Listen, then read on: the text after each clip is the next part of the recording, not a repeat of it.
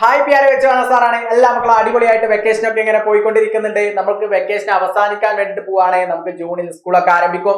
വളരെ ഇമ്പോർട്ടന്റ് ആയിട്ടുള്ള ഒരു വീഡിയോയുമായിട്ടാണ് സാർ വന്നിട്ടുള്ളത്. നമുക്കൊക്കെ പരീക്ഷയിൽ ഇത്തരത്തിലുള്ള ഒരു ചോദ്യം ചോദിക്കാറുണ്ട്. അതായത് ചിത്രങ്ങൾ തന്നിട്ട് നമുക്ക് എന്ത് ചെയ്യാണ്ടാകും, പേരുകൾ ഐഡന്റിഫൈ ചെയ്യാണ്ടാകും. ഇന്നത്തെ വീഡിയോയിൽ 4 മൃഗങ്ങളെയാണ് സാർ നിങ്ങൾക്ക് പരിചയപ്പെടുത്തി തരുന്നത്.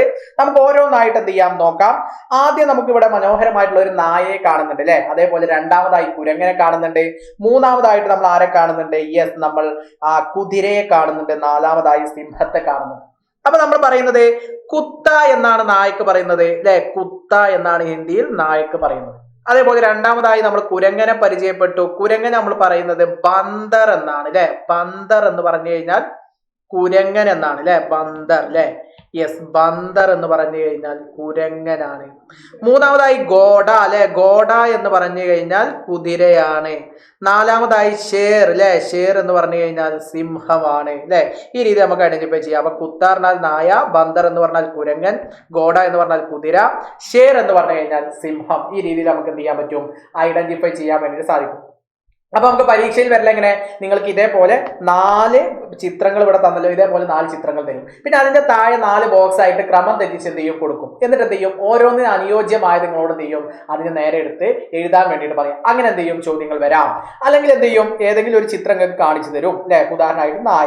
എന്നിട്ട് ഇതിന് 4 ഓപ്ഷൻ ഉണ്ടാവും. ഇപ്പൊ ഇതേപോലെ 4 ഓപ്ഷൻ ഉണ്ടാവും. അത് ശരിയായിട്ടുള്ളത് ബ്രാക്കറ്റിൽ നിന്നും തെരഞ്ഞെടുത്ത് നമ്മളോട് എഴുതാൻ വേണ്ടിയിട്ട് നമ്മളോട് എന്ത് ചെയ്യാം, ചോദിക്കാം. അപ്പൊ ചിത്രം തന്നിട്ടുള്ള ചോദ്യം 5 മാർക്കിന്റെ ഒരു ആക്ടിവിറ്റി, ഒരു ഗതിവിധി ആയിട്ട് നിങ്ങളോട് എന്തായാലും ഓണപരീക്ഷയാണെങ്കിലും ക്രിസ്മസ് പരീക്ഷയാണെങ്കിലും ആനുവൽ എക്സാം ആണെങ്കിലും എന്റെ മക്കളോട് ചോദിക്കും. അപ്പൊ കൃത്യമായിട്ട് ഇത് അറിഞ്ഞിരിക്കണം. അപ്പൊ 4 മൃഗങ്ങളെ ഇന്നത്തെ വീഡിയോയിലാണ് സാർ പഠിപ്പിച്ചിട്ടുണ്ട്. കൃത്യമായിട്ട് ഇത് മറക്കാതെ എന്റെ മക്കൾ എന്ത് ചെയ്യണം, മനസ്സിലാക്കണം എന്നുള്ളതാണ് പറയാനുള്ളത്. ഓക്കെ, അപ്പൊ അതേപോലെ നമ്മുടെ പൃഥ്വി ബാച്ചിൽ എന്ത് ചെയ്യുന്നുണ്ട്, ക്ലാസ്സുകളൊക്കെ ആരംഭിച്ചിട്ടുണ്ട്. 1ാമത്തെ ചാപ്റ്റർ കഴിഞ്ഞു. 2ാമത്തെ ചാപ്റ്റർ ആണ് ടോമി ഓർ മേം ആണ് അന്ന് സാർ ഇപ്പോ ഹിന്ദിയിൽ എടുക്കുന്നത്. അപ്പൊ നമ്മുടെ ഓൺലൈൻ ട്യൂഷൻ വജ്ര ബാച്ച് നിങ്ങൾക്കറിയാം.